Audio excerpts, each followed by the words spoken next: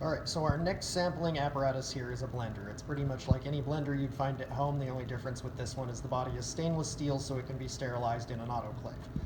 A blender is used when you need to more or less homogenize a food sample because the microbes of interest may be on the inside, the outside, all over, you don't know.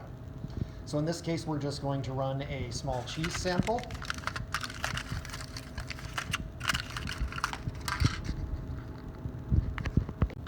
So,